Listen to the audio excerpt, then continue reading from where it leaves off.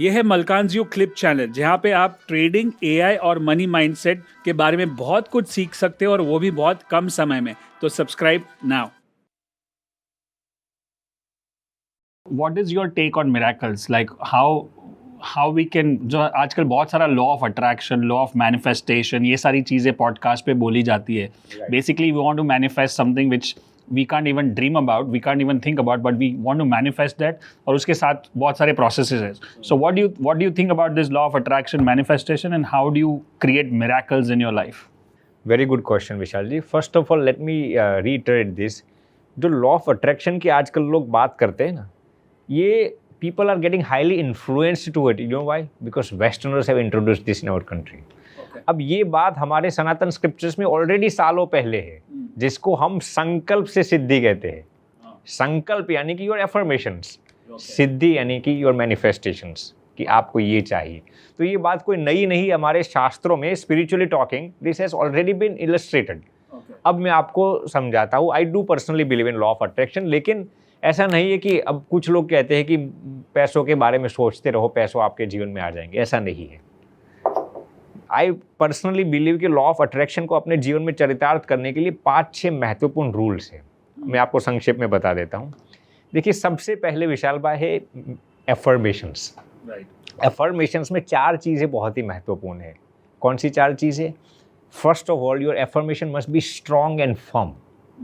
कुछ लोग सोचते हैं कि अगले साल मुझे अमीर बनना है, लेकिन उनका अफर्मेशन स्ट्रॉन्ग और फर्म होता ही नहीं. कितना कमाना है, कुछ क्लैरिटी नहीं होती. तो first of all, your affirmation must be strong and firm. Secondly, आपको विजुअलाइज करना चाहिए. Thirdly, right it down. लोग लिखते नहीं. जानते हो क्यों? लिखने से क्या लाभ होता है जानते हो? न्यूरो साइंस में एक कंसेप्ट आता है, न्यूरोप्लास्टिसिटी. अब वो क्या कहता है कि अनलेस एंड अनटिल आप जो कुछ भी हासिल करना चाहते हैं ना, जब तक आपका मसल्स इन्वॉल्व नहीं होंगे ना उसमें, तब तक आप उसको चरितार्थ नहीं कर पाएंगे. मैं आपको सिंपल एग्जांपल देता हूँ विशाल भाई. आप, कोई इंसान ये कह सकता है कि मैं ये भूल गया, किसी का नाम भूल गया, ये एड्रेस भूल गया, सो एंड सो भूल गया. कोई इंसान ये कहता है मैं गाड़ी चलाना भूल गया. क्यों नहीं कहता? क्योंकि उसमें मसल्स इन्वॉल्व है. देखिए, याद शक्ति का ऑपोजिट हो सकता है, लेकिन प्रैक्टिस का ऑपोजिट कभी नहीं मिलेगा आपको. कोई इंसान स्विमिंग की प्रैक्टिस करता है, कोई इंसान कभी ये कहेगा यार अरे आज सुबह तो मैं स्विमिंग की प्रैक्टिस करना ही भूल गया, मैं स्विमिंग करना ही भूल गया. ये हो सकता है? कोई इंसान गाड़ी चलाना भूल सकता है? चलना भूल नहीं सकता. चलना भूल नहीं सकता. क्यों? क्योंकि उसमें आपके मसल्स इन्वॉल्व हैं. तो यदि आपको कोई भी चीज़ को अपने जीवन में मैनिफेस्ट करना है ना, आपको लिखना होगा. लिखने से क्या होगा? मसल्स आपके इन्वॉल्व होते हैं. ये सबसे महत्वपूर्ण चीज़ है. और चौथी चीज़ एफर्मेशन के लिए Vishal ji, you have to speak it out. कुछ लोग कहते हैं कि आपका जो गोल है ना, don't disclose it with anyone. This is completely wrong. जब आप अपने, आई एम नॉट सेइंग आप दुनिया भर में ढिंडोरा पीटो कि भाई मेरा ये गोल है कि अगले साल मुझे 100 करोड़ का टर्नओवर करना है. कम से कम आपके करीब के जो लोग हैं, आपके स्पाउस हो, आपके मित्र लोग हो, आपके कुछ फ्रेंड्स हो, कोवर्कर्स हो, उनके साथ डिस्क्लोज करो. डिस्क्लोज करने से क्या लाभ होगा? एक तो if you are going in the wrong direction, they will tell you. Secondly, आपको याद होगा मैंने उसको कमिटमेंट किया है कि अगले साल मेरा 100 करोड़ का टर्नओवर होना चाहिए. तो ये बोलने से ये लाभ होता है. तो एफर्मेशन में ये 4 चीज़ें होनी चाहिए. अब इससे आगे मैं लॉ ऑफ अट्रैक्शन में आपको संक्षेप में सब बता देता हूँ Vishal ji. Secondly comes smartly hard work. देखिए, लोग कहते हैं मेहनत करो मेहनत करो मेहनत करो. मैं मेहनत पर कभी इतना ध्यान ही नहीं देता है. कभी कभार हार्डवर्क ही आपकी असफलता का कारण बन जाता है. मेहनत ही कभी कभार आपकी असफलता का कारण बन जाता है. क्यों जानते हो? If you are working in the wrong direction. Smartly hard work. Smartly hard work में 2 चीज़ें विशाल जी आती है. पहली चीज़ कौन सी? आप कहाँ पर मेहनत लगाते हो. कोई इंसान ये कहेगा कि मैं यहाँ पर मेहनत करे. भैया, बंजर ज़मीन को आप क्यों वहाँ पर मेहनत करते हो? आप हरी भरी ज़मीन उठाइए और वहाँ पर फसल उगाइए. बंजर ज़मीन को पकड़ते हो और फिर आपने हरी भरी कर दी, कितना साल जाएंगे उसमें. तो कहाँ पर आप मेहनत करते हो, ये बहुत ही महत्वपूर्ण है. सिंपल एग्जांपल देता हूँ. कोई इंसान, मान लीजिए कि गौतम अडानी के घर पे काम करता है. जस्ट सिंपल एग्जांपल, चलिए जादू पोतू का काम करता है. कोई इंसान सामान्य इंसान के घर पर काम करेगा. दोनों काम सेम ही करते हैं. दोनों के इनकम में बहुत फेर होगा, क्योंकि कहाँ पर आप मेहनत करते हैं. कोई इंसान अडानी का ड्राइवर है, कोई इंसान सामान्य इंसान का ड्राइवर है। अब अडानी का ड्राइवर थोड़ी हवा में गाड़ी चलाता है, वो भी पृथ्वी पर ही चलाता है ना, वो थोड़ी पेट्रोल डीजल के बिना चलाता है, लेकिन वो कहाँ पर मेहनत करता है, दैट इज़ वेरी सिग्निफिकेंट। और दूसरी चीज़ टाइमली हार्डवर्क। देखिए विशाल जी, एक दो महिलाएं थी, दोनों के घर पे बेटे का जन्म हुआ। अब एक के घर पर उदासी का माहौल था, एक के घर पर आनंद का माहौल था। क्यों? एक महिला के वहाँ शादी से पहले बच्चा हो गया और एक के वहाँ शादी के बाद हुआ।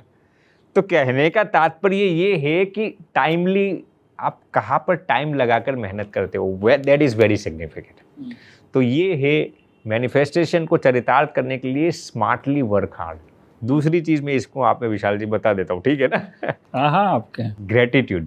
यस, देखिए ग्रेटिट्यूड की तो पूरी दुनिया बात करती है। I am not talking about primary gratitude. अक्सर लोग जब ग्रेटिट्यूड की बात करते हैं तो वो क्या सोचते हैं, भगवान ने जो दिया है उसका थैंक यू कहो। No, that is very primary level of gratitude. Oprah Winfrey का एक स्टेटमेंट है विशाल जी, वो कहती है कि gratitude is most powerful when even in difficult times you can thank God for what he has not given you. मुश्किल समय में भी यदि भगवान ने आपको कुछ दिया नहीं, आपको असफलता दी, दुख दिया, ऐसे समय में भी यदि आप भगवान के प्रति कृतज्ञता व्यक्त कर सकते हैं ना, तो गारंटी के साथ मैं कह सकता हूँ कि इस दुनिया में कोई भी इंसान आपकी तरक्की को रोक नहीं पाएगा। वाह, तो दैट इज़ वेरी डिफिकल्ट विशाल जी। भगवान ने जो दिया है उसके लिए तो पूरी दुनिया थैंक यू कहती है ना, लेकिन मुश्किल समय में थैंक यू कहना ना, वो सबसे महत्वपूर्ण है। इस पर मैं आपको एक छोटी सी स्टोरी बता देता हूँ। देखिए एक संत था गांव का, और लोग कहते हैं उनकी भगवान से साक्षात बात होती थी। तो गांव का सबसे अमीर इंसान विशाल जी उनकी चरणों पर आता है और कहता है कि स्वामी जी, हमने सुना है आपकी भगवान से साक्षात बात होती है। स्वामी जी कहते हैं काम क्या है बोलिए। स्वामी जी, भगवान को कहिए बहुत पैसा दिया है। अब भगवान को कहो पैसे की ज़रूरत नहीं है मुझे, किसी दूसरे को पैसे दे। अब ऐसी प्रार्थना तो कोई करेगा नहीं। स्वामी जी उस रात भगवान से बातचीत करते हैं और कहते हैं कि इस गांव का अमीर इंसान, स्वामी भगवान के लिए आपके लिए प्रार्थना करने के मुझे पैसा मत दीजिए। भगवान मुस्कुराते हुए कहते हैं कि स्वामी जी उस इंसान को कहना कि शुक्र अदा करना बंद कर दे। क्या कहा? शुक्र अदा करना बंद कर दे कल से। स्वामी जी दूसरे दिन उस इंसान को बुलाते और कहते हैं कि भगवान ने कहा यदि आपको पैसा नहीं चाहिए ना, थैंकफुल होना बंद कर दो। वो इंसान कहता है विशाल जी, स्वामी जी मैं कभी भी मेरी ज़िंदगी में थैंकफुल होना बंद नहीं होगा। स्वामी जी कहते तो 7 जन्म तक तेरी चौखट पर पैसे सामने से आएंगे।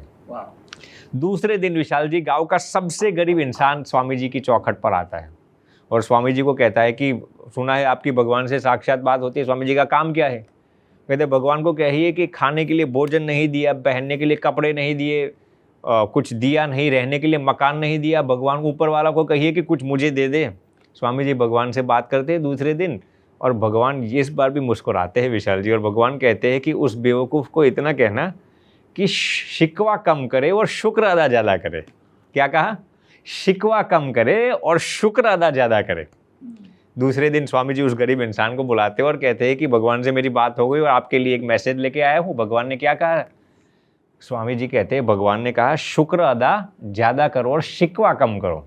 फिर वो गरीब इंसान जो कहता है ना, वो हम सबको सुनने जैसा है। गरीब इंसान कहता है भगवान ने मुझे ये नहीं दिया, ये नहीं दिया, ये नहीं दिया, किस चीज़ का मैं शुक्र अदा करूँ? हम भी ऐसी ही शिकायत करते हैं, जब भगवान मुझे देंगे तब मैं शुक्र अदा करूँगा। फिर स्वामी जी उसको कहते हैं कि भगवान ने तुझे 2 हाथ दिए हैं, 2 पैर दिए हैं, 2 आँख दी है, 1 नाक दिया है, दिमाग दिया है, उसके लिए थैंक यू के। वो गरीब इंसान विशाल जी भगवान को, स्वामी जी को कहता है कि इसमें भगवान ने मेरे पर स्पेशल उपकार क्या किया? भगवान ने तो सबको 2 पैर, 2 हाथ, 2 आँखें दी है। यही पर हमारी गलती होती है। भगवान हमें जो देते हैं ना, we take that for granted.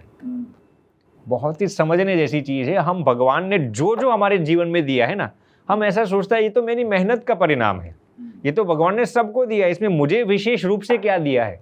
यहाँ पर ही हम फेल हो जाते हैं। वाह, दैट्स अमेजिंग। तो यही चीज़ है विशाल जी, भगवान ने हमें जो नहीं दिया है ना, उसका भी आप शुक्र अदा करना शुरू कर दो। पैसे जख मार के आपके जीवन में आएंगे। किसी के जीवन की मैं बात करता हूँ।